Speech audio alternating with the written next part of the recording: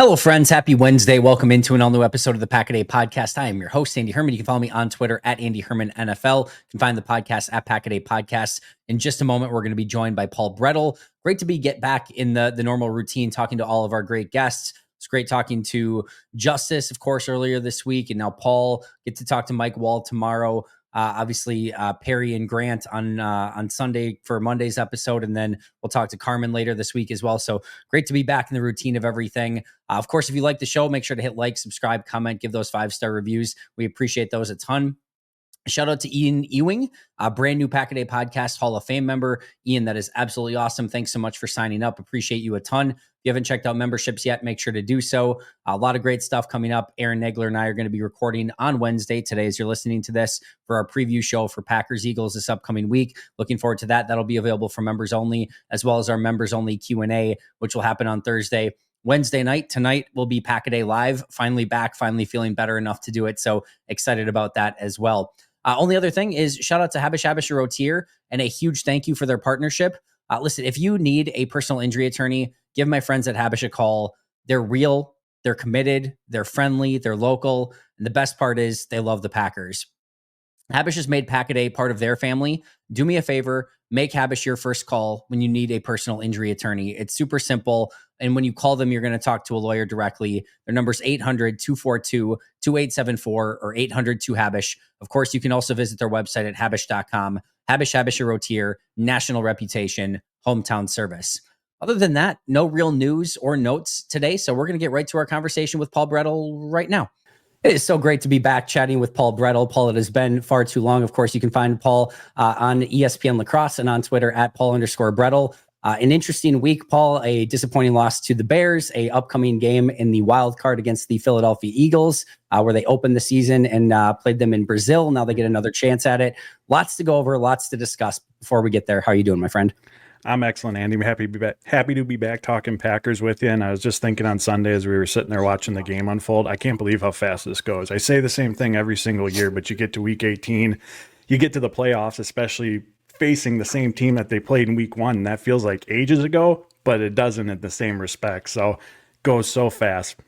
It's a weird juxtaposition because, like you said, the Brazil game feels, it does feel like forever ago, but at the same time, this is the fastest for me that a regular season has ever gone by. And it's still, we're like an 18-week season. It's longer than it used to be, even just a handful of years ago, but it absolutely flew by. And I don't know if it was just like the pacing of it, the more recent string of just like night games and what, like, I don't know how it happened, but it definitely felt that way. And I am right there with you that I cannot believe that, but there's 14 teams, so 13 games left, 6 of them this weekend. And then, before you know it, we're going to be talking free agency and everything else. But hopefully we've got 4 games to discuss for the Packers, but we'll take one game at a time. Yeah, absolutely. Let's start with Bears Packers. I just kind of want to begin with kind of per usual, your key takeaways from this one. Anything that's after, a couple days removed, anything that's still sitting with you, bothering you, anything positive. I'll go again. You can go in any direction that you want per usual. So coming into the game, I had talked about momentum, and maybe I'm someone who overvalues that aspect, but I think at this time of the year, playing your best football, and we heard Brian Gutekunst during the bye week talk about it. It's what every team is striving for. I think that element is really, really crucial. And going into Sunday's game, whether the starters played for 2 quarters, 4 quarters, however it ended up folding, I thought, for me anyways, the main objective, the goal above anything else was establish momentum, refine that groove that was lost in Minnesota. And even in the passing game was starting to wane during that second half of the New Orleans game. I thought that was the opportunity because look at the 23 Packers and the 24 Packers, both the 7 seed. This year's team has 2 more wins than that group, but they're on very different trajectories. I mean, the 2023 Packers, they were in playoff mode at this time. They had to win their final 3 games to even get to the postseason. Right. And while they were the 7th seed, 9-8 on paper, on the football field, especially on offense, they were operating as one of the best units out there. This year's group, not so much. They're on a 2-game losing streak, and it's a lot of the same issues that we've kind of seen throughout the course of the year are now almost all at once, these last couple games, kind of rearing their ugly head for this Packers team. And time's not on their side anymore, right? In week 14, 15, we can say, all right, we're still searching for that consistency, on coming through on the defensive side of the ball, consistency in the passing game, putting together the four quarters, but that's gone now. Like, that switch has to be flipped. And obviously it becomes a much taller task this time of the year because of who you're going up against, right? It's the top teams in the NFL, and just look at potential opponents. Obviously, Philadelphia, Minnesota, Detroit, Tampa Bay, those offenses all ranked top 10 in scoring this year. All those offenses ranked top 10 in yards per pass attempt, generating big plays. And we know what the Rams and Matthew Stafford and Sean McVay are capable of as well. So having to flip that switch, which again, I think the talent is absolutely there for this group to be able to do that, but it becomes a much, much bigger task. And for me, like I said, maybe I'm putting too much weight into the momentum component of it, but I thought there was a missed opportunity on Sunday to at least take a step in that direction, right? And if they had gone out and put together four quarters and won 40-0, does that mean they're going to go on a run in the playoffs? Absolutely not.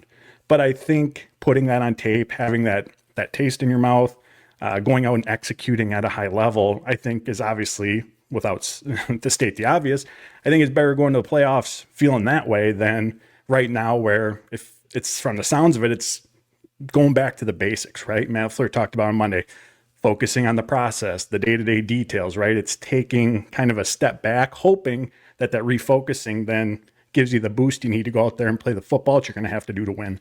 I think there's a couple different ways to look at it. First, I'm hopeful of the Andrew Brandt expression, deadline spur action. Yeah, they haven't been able to do it up until this point, but now you have the deadline. Now the final test is just around the corner. Maybe that's the emphasis that they needed to kind of, get over that hump and like finally be like, all right, no, we can't waste time anymore. And some people like me, Paul, we do our best work when we procrastinate until the very end. So hopefully that's the case with this version of the Green Bay Packers. I always look at it in a couple different ways. I think in one side of things, yes, you would love to have that, I think, momentum going in and playing some of your best football and things like that. I also think sometimes, and this isn't always the case, it can go in a couple different directions, of course, but sometimes games like this, Minnesota and Chicago specifically, point out exactly what your flaws are. Mm-hmm. And what that means is you have flaws.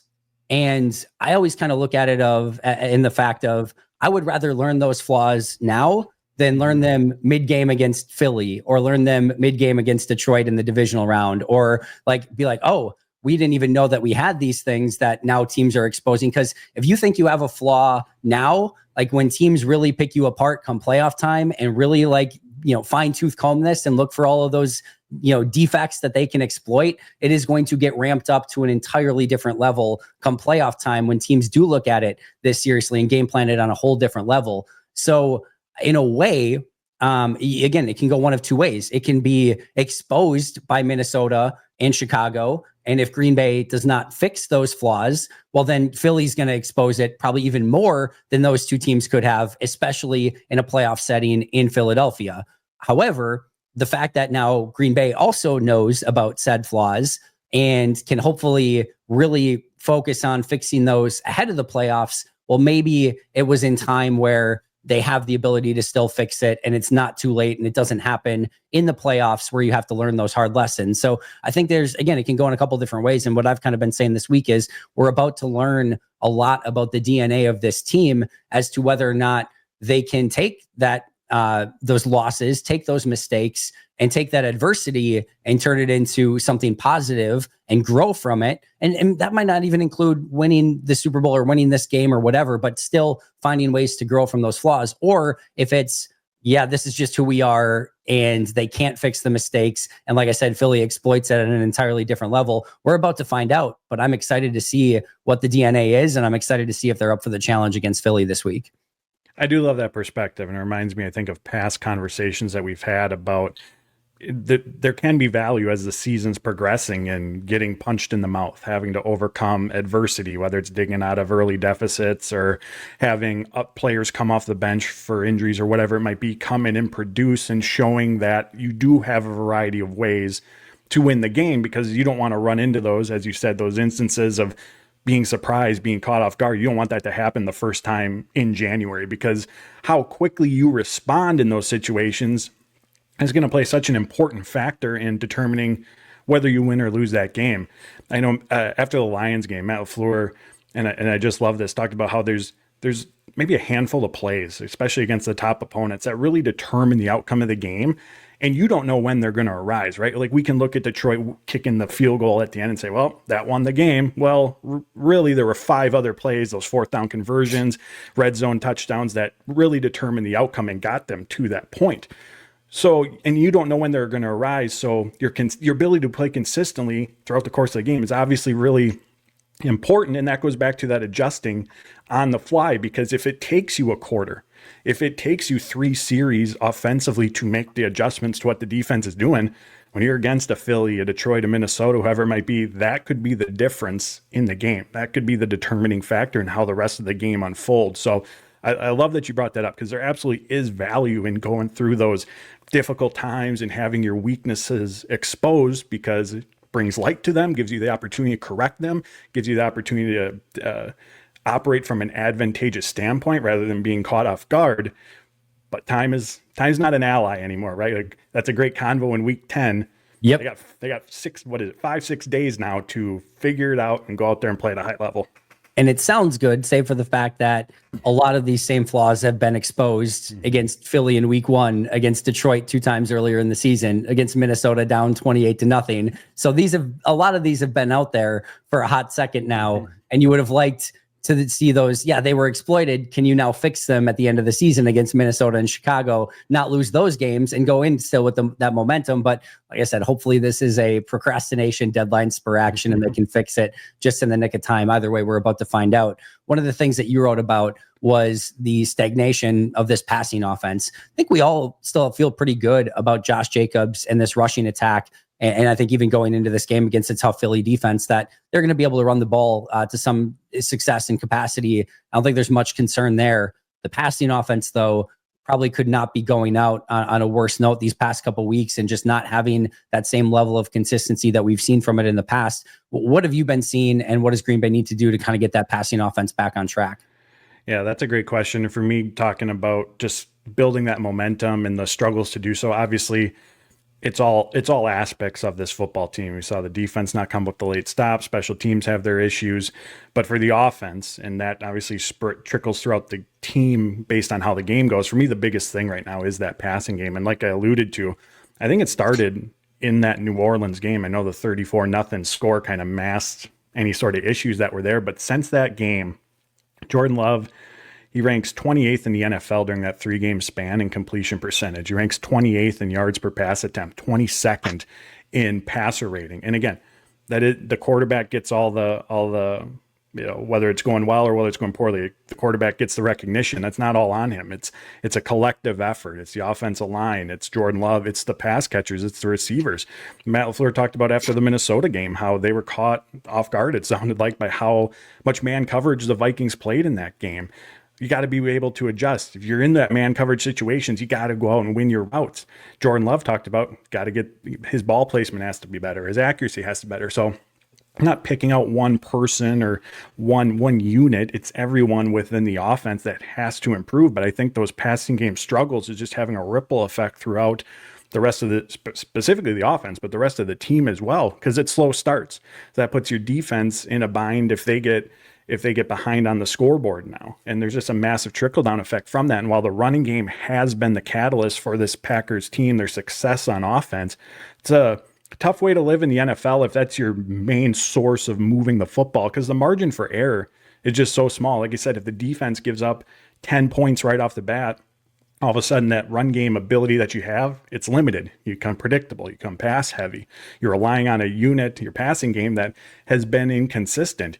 Even if you're averaging 5 yards per rush, you're not going to pick up 5 yards on every carry. So on those runs on first down where you only get a yard or two, now you're behind the sticks again. So it just puts more of the burden back on the passing game. That's why the margin for error is so small with the run game, because the passing game obviously has to marry with the run game and work together to have a full cohesive offense. I know it's not groundbreaking news, but not having that passing game element is just stressing all the other aspects of this Packers team. And again, it's Jordan Love, it's LaFleur, it's the receivers, it's everyone on the offensive side of the ball. But if they're going to go into Philadelphia And it's a really, really good defense. It's a really, really stingy secondary. It doesn't give up big plays. That to me is the biggest thing. That's one of the keys to this game is how does that passing game come out and perform? Because it's just obviously so crucial to the success of the entire football team. Yeah, it really is. And one of the things that's not going to make that easier, of course, is being Christian Watson being out in this game and obviously for an extended period of time. And that's kind of the next thing that, they're going to have to figure out is how you go about replacing Christian Watson in this offense. And Theo Ash posted this of where this offense is with and without Christian Watson. When he is off the field, when they don't have Christian Watson on the field, the receiving core is 1.3 yards per route run, which would rank 13th in the NFL, and 2.4% explosive play per route, which would rank 19th in the NFL. Not brutal numbers, but not obviously, anything to write home about. When Watson is on the field, they are 1.67 yards per route run, which would rank first in the NFL, and 3.7% explosive play rate per route, which would rank first in the NFL. And so this is a major loss. You're talking about a literal juggernaut on offense when he is out there to a complete middling offense when he is not out there. And now they have to go into the playoffs with a lot of tough teams out there with an Eagles defense that is one of the best at not allowing big explosive plays and try to generate those explosive plays without your biggest playmaker on the outside. So Paul, just fix this for us, please. What can Green Bay do to mitigate this loss and kind of continue with trying to generate the explosive plays and points that they need? Yeah, that's a great stat, and I think there's two components of that. There's obviously Christian Watson and what he does from a downfield perspective. There's that stretch, I think, weeks 11 through 14, 4 games, 10 receptions, 331 yards on 10 receptions over that 4-game stretch, an absurd number. Obviously, that's going to help inflate those numbers, but as LaFleur said on Monday, it's Christian Watson's present just when he's out on the football field. One, he's a great blocker, just like many of the Packers wide receivers are, but that speed, that size, it draws the attention of defenders, right? It creates more space for others to operate in, one-on-ones that can be taken advantage of. And when that presence isn't there, kind of like what we saw against the Minnesota Vikings. The Vikings just, protected against the downfield throw, kept everything in front of them. And for a struggling Packers passing game, when you're asking that group to, all right, go put together a 10-play drive consistently to put up points, that's been a tall ask right now. And not having that presence, again, shrinks the field. Defenders can play closer to the line of scrimmage. There's less room to operate for those other receivers. Can even impact the running game just because there's more players potentially near the line of scrimmage. So massive, massive trickle-down effect of just not having Watson on the field because his impact goes beyond the stat sheet. So as we look ahead to the Philadelphia game, the two players you're looking at are Jaden Reed and Bo Melton, because the Packers have to find a way to have that element. It can be a run-centric game plan approach, but like we just talked about, it can't be the only way of moving the football, especially against a good defensive front and offense on the other side that can put up points. They need to manufacture those downfield elements to at least have the Eagles respecting that those type of pass attempts could be coming their way again, because there's just a trickle-down effect of how they're going to defend the rest of the Packers offense. So Reed, Bo Melton are two players that I'm keeping my eyes on for that one. Obviously, finding success in the run game so you can stay ahead of the sticks, utilize play action to hopefully drum up some of those downfield opportunities, attacking the middle of field, hopefully getting guys in space where there's some yards after the catch opportunity. So even if you're not blowing past someone, a defender vertically, you can still pick up those explosive plays. But to me, that's going to be a massive, massive factor in how this game unfolds for the Packers. Can they, again, at least have Philadelphia worried about or defending that element? Because if not, again, a really stingy defense, I think it gets very difficult. It's such an interesting concept, because if I told you that a player for the Eagles or the team Green Bay was playing that had 29 catches and 2 touchdowns on the season was out for this game, you'd probably be like, all right, whatever. They'll be totally fine. Christian Watson has 29 catches and 2 touchdowns on the season. You box score scout it, and it's like, all right, they can easily replace that. It's not a big deal. But as we noticed in the advanced statistics that we just went over from Theo, it is so much more than that. And the gravity that he has just to not only generate, again, those explosive plays himself, but to open things up underneath, it is a totally different offense. And I actually had a couple people message me, and I talked a little bit about this with Justice, and he kind of brought it up yesterday of like, well, like Bo Melton is actually, I think 0.2 of a second faster in the 40 than Christian Watson. Why can't you just have Bo Melton go out there?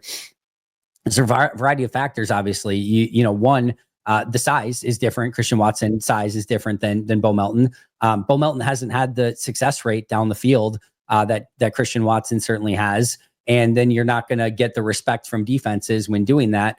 The contested catch rate, all of those sort of things. And then the other thing too is Christian is such a great blocker on the outside. Bo Melton is not. And in fact, I would argue Bo is probably one of the least effective blockers on the outside of this wide receiver group. So we know how much that is a value add for this Packers offense and that you want the run blocking out there too. It's a big loss all the way around for Christian. And it's going to take, Romeo Doubs, Dontavian Wicks, Jaden Reed, Tucker Kraft, Josh Jacobs, et cetera, to really play, I think, some of their best games in order to mitigate this loss and put them in a position to be successful against Philadelphia.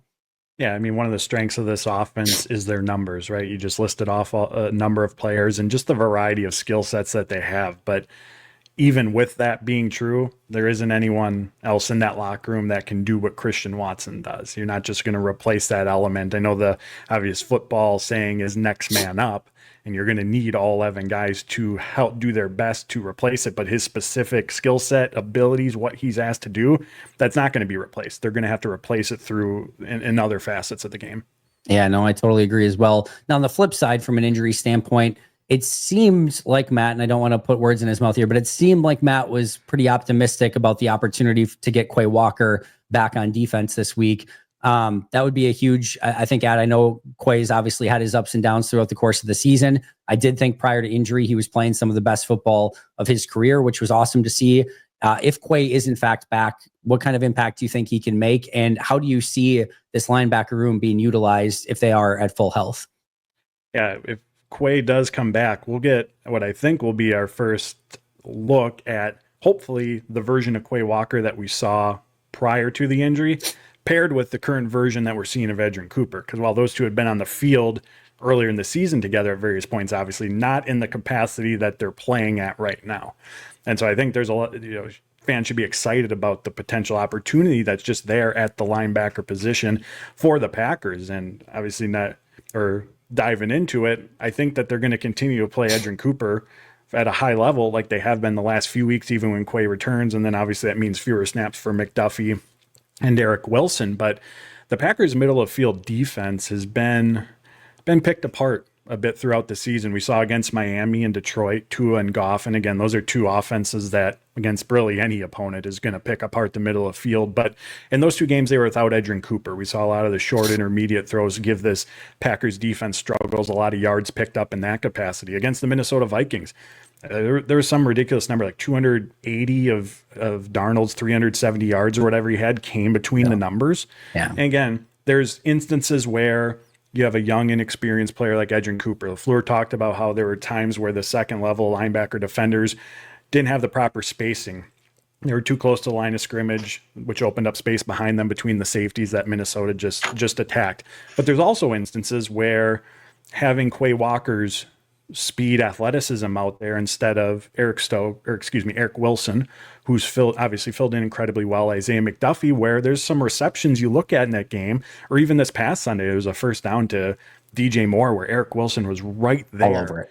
But you wonder if that was Quay, is that a play that's made, right? It's just those little things, and it's all speculation on my part right now, obviously. But having that additional speed, athleticism, I think can help shore up the middle of field defense, especially, again, when paired with Edgerrin Cooper and the level that he's playing at right now. So if I'm the Packers, that's what I'm doing. It's the playoffs. I want my two most dynamic, athletic, playmaking linebackers in the middle of that defense, because they're going to have to contend with Saquon Barkley. They're going to have to contend with obviously a high-powered passing game that can attack the middle of the field. So I want speed, I want athleticism, I want my playmakers in the middle. Yeah, I'm excited about it. I hope we can see the best version of those two playing together. They're going to need it with Dallas Goedert and Saquon Barkley, and just the way that teams attack Green Bay in the middle of the field. Those two playing at a high level could go a long way. in giving Green Bay, I think, an advantage in this game and slowing down Philadelphia's offense. Obviously, having a fast quarterback like Jalen Hurts, assuming he plays in this one, is also having two linebackers out there that can run him down, spy him, and get from point A to point B to not allow him to get those big runs is going to be valuable as well. I also want to talk about the defensive backfield. As much as it seemed like Matt was optimistic about Quay, didn't quite get that same feel when he was talking about Evan Williams. We'll see if he practices this week at all, if there's any opportunity for him to play. I'm sure Matt will say that they'll give him the week to figure it out. Also, Zane Anderson still in concussion protocol. And one of the more interesting aspects of this past week was the decision to go with Kitano Ladapo, Xavier McKinney at safety, Bullard in the slot, Valentine and Nixon on the outside, really sort of benching Eric Stokes in that situation. He did get some play and some obvious passing downs, as did Corey Ballantyne, but it feels like this is the new nickel dependent upon what happens with Zane Anderson and Evan Williams. Your thoughts on this version of the secondary, and then what kind of happens if just Zane is healthy or if Williams is healthy? Like, how does that change the dynamic there? Yeah, no one's going to believe me, and that's perfectly fine. But last Tuesday or Wednesday, I was having a conversation. I should have tweeted this out, but I said, I wonder if for this Bears game, they would go with Oladapo next to McKinney just to keep Bullard in the slot. Just to stop bouncing him around and have the rookie focus on one position. Now, do they do that in the playoffs? Yep. I don't think so. I think in the playoffs, they're going to go with Bullard at safety next to McKinney, and they're going to go with their trio at cornerback as they have done. But I did think for last week's game, which, again, you wanted to win, you wanted to potentially move up a seed if you could, but if you lost 6 versus 7 seed is what it is. I thought there's a little more flexibility to just say, all right, Bullard, second week back from injury, focus on the nickel. Let's just try to maintain as much continuity as possible. So that's my guess of what the thought process was behind that decision. I think it was more about Bullard than it was about Stokes and not having him get on the field as much. But looking ahead to this week's game, again, if Williams, he'll obviously be back by McKinney if he can play. I think if Zane Anderson, who LaFleur said was still in concussion protocol as of Monday, if he's available, I think he's going to start next to McKinney, and they'll keep Bullard in the slot one. Continuity component of it for Bullard, letting him focus on one position. There seems to be a lot of trust in that building with Zane Anderson, and just seeing how he goes about his business on a day-to-day basis. I mean, McKinney said that Zane Anderson is always parked right next to him in the meeting room, and they're always having conversations. I loved what Ryan Downard said last week, that during the live reps in practice, when Zane isn't one of the starters, he's behind the defense and he's going through the motion if he were in there, just to rep every single play in case he's called upon. So I do think that again, we don't see these peeks behind the curtain, but I think there's a level of trust and confidence that the Packers have in him, that if they had to and Evan Williams can't go, that they would rely on Anderson next to McKinney again, just to be able to keep Javon Bullard in the slot, keep Nixon on the boundary, and then obviously Carrington Valentine across from him, because that continuity component of it, not bouncing inside and out. And Keyshawn Nixon, for the most part, has handled that ability as well. But just being able to focus on one position, one responsibility that comes within that role, I think that's really important, and I think that would be kind of the main driver behind the decision-making when it comes to what the lineups look like. Yeah, I think that makes a ton of sense. And this is on a very small sample size, so I don't want to jump to any crazy conclusions here by any means, but Zane obviously started 3 games ago, and then started 2 games ago, and then went out early with that concussion from the special teams hit in that Minnesota game. But in those snaps that he played against New Orleans, and then again, the beginning of Minnesota, I was really, really impressed with Zane Anderson in the secondary. I thought he looked like a legitimately good starter back there. Now, again, small sample size, teams aren't as familiar with him. They'll eventually maybe get more tape on him and try to attack him in different ways. And that could be something that happens over time. But from an assignment standpoint, where he was supposed to be, coming up from safety and from depth and coming and making tackles in the run game, his form in tackling, his agility, his coverage, being where he was supposed to be, I thought he looked like real legitimate as a starting safety. I was pretty excited about what I saw on tape from him in those 2 games. And again, maybe he plays this game and really struggles against Philly. Who the heck knows? And maybe it was just a 2-game sample size. It's, again, a very small overall sample size, but I was pretty excited. And I think I'm with you. I think if Evan isn't healthy, but Zane clears in time, I think Zane is the starter next to McKinney, probably Bullard in the slot, and then Nixon and Valentine still on the outside.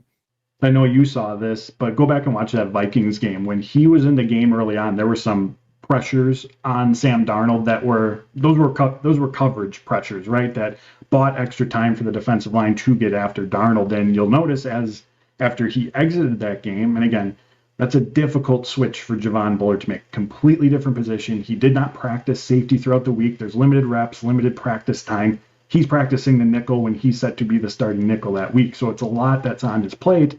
But those coverage pressures that were there early in the game, they went away. And I think, again, not it's all 11, but I think there's something to be said about the role that Zane Anderson played in that over the middle of the field.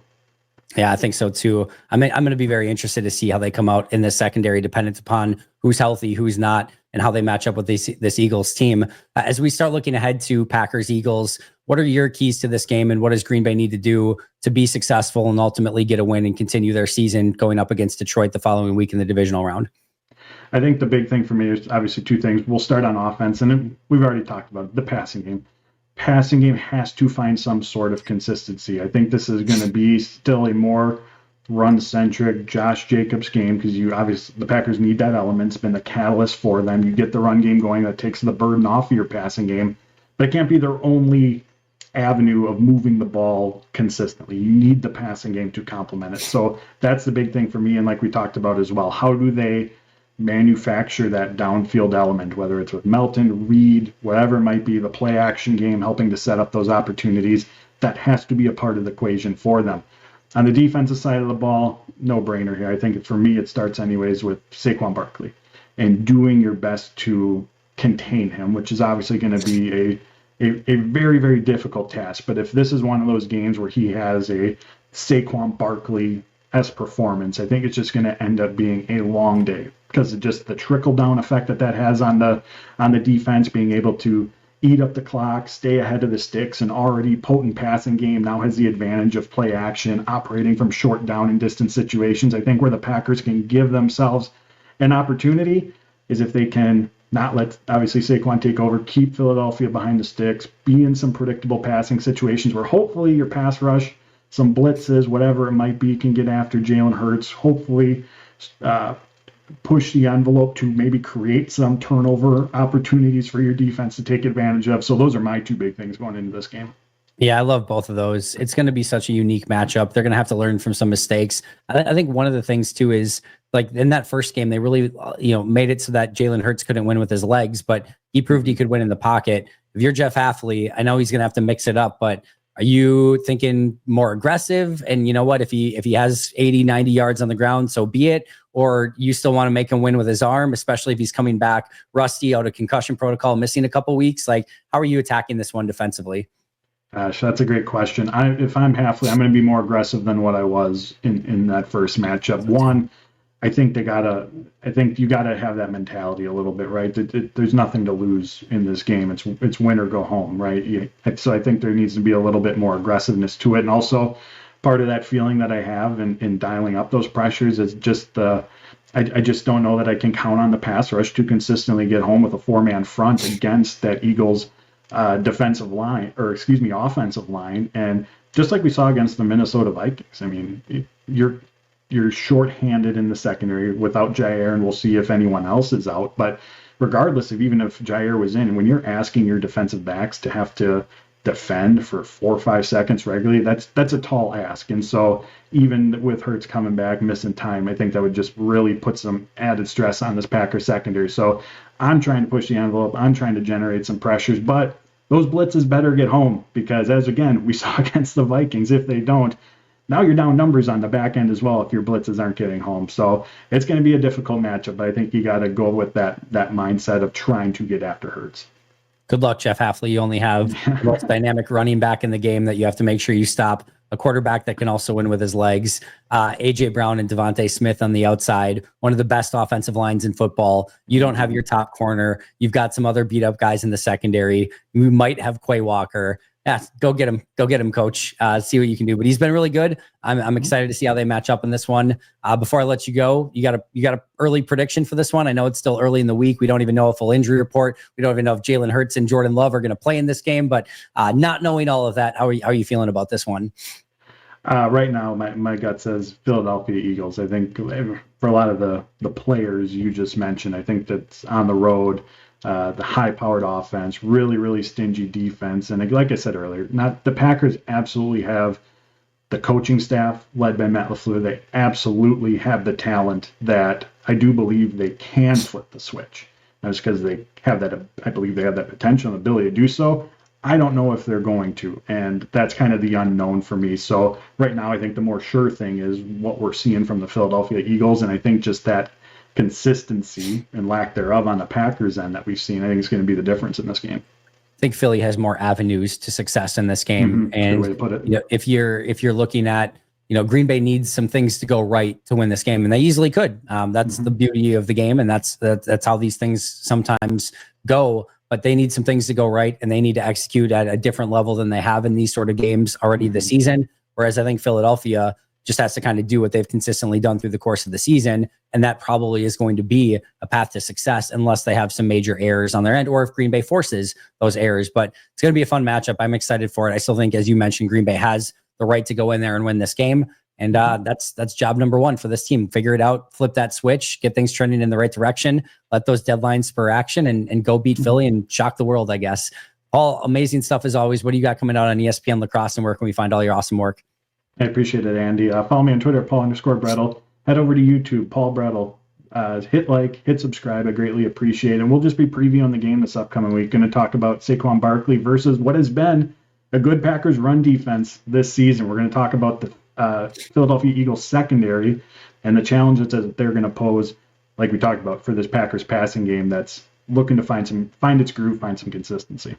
Yeah, it's a very tough secondary. And yeah, that Saquon Barkley matchup versus the Packers defensive front, I think going to go a long way in defining this game. Go follow him at Paul_Bretl. Check out his YouTube channel, Paul Bretl. And then, of course, find him on ESPN Lacrosse as well. That's going to do it for Paul and I today. But until next time, and as always, go Pack Go.